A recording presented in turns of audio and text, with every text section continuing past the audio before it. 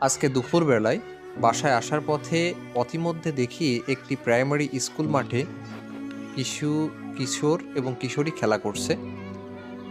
হঠাৎ গাড়িটা ব্রেক করে দাঁড়ালাম। দাঁড়িয়ে মনে হলো যে যদি এই ছোটবেলায় আবার ফেরত যেতে পারতাম কতই না ভালো হতো। কি সুন্দর মধুর একটি জীবন, কোনো দুশ্চিন্তা নাই, কোনো টেনশন নাই। প্রতিদিন সকাল হলেই কখন আমরা স্কুলে যাব।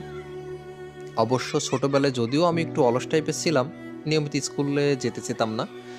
আম্মু অনেক বকাঝকা করতো, আব্বু বকাঝকা করতো, দেন তারপরে আমি স্কুলে যেতাম।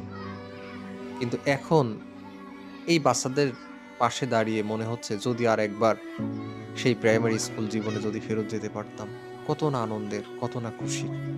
দুপুর হইলেই টিফিনে খাওয়ার ফাঁকে একটু ফুটবল খেলা, একটু গাদন খেলা, দুষ্টামি করা, কত না মজার স্মৃতি, মধুর সময় কাটিয়েছি, পার করেছি। ইস! আর একবার যদি যেতে পারতাম, কত না ভালো হতো। আমার মনে আছে একবার ছোটবেলায় আমি অবশ্য ব্রহ্মপুর প্রাইমারি স্কুলে পড়াশোনা করেছি। ওখানে একটি ঈদগাহ ময়দান আছে। ঈদগাহ ময়দানের উপরে বসেছিলাম দুপুরবেলায় মন খারাপ করে। কারণ কি জানেন?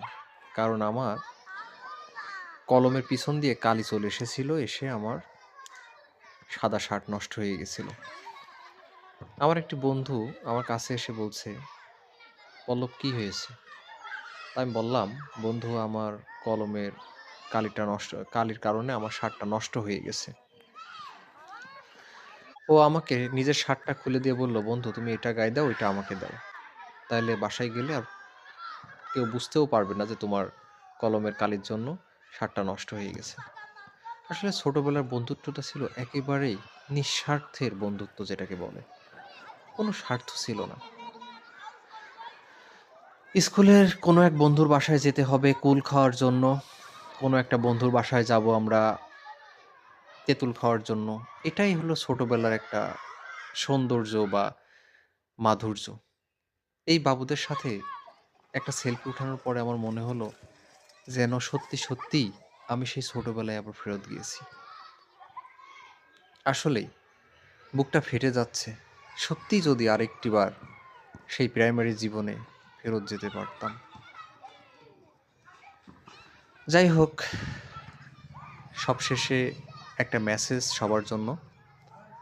মন দিয়ে পড়াশুনো করতে হবে এবং ভবিষ্যতের জন্য নিজেকে সুন্দরভাবে গড়ে তুলতে হবে যেন সবাই আমরা এই দেশের জন্য ভালো কিছু করার অবদান রাখতে পারি।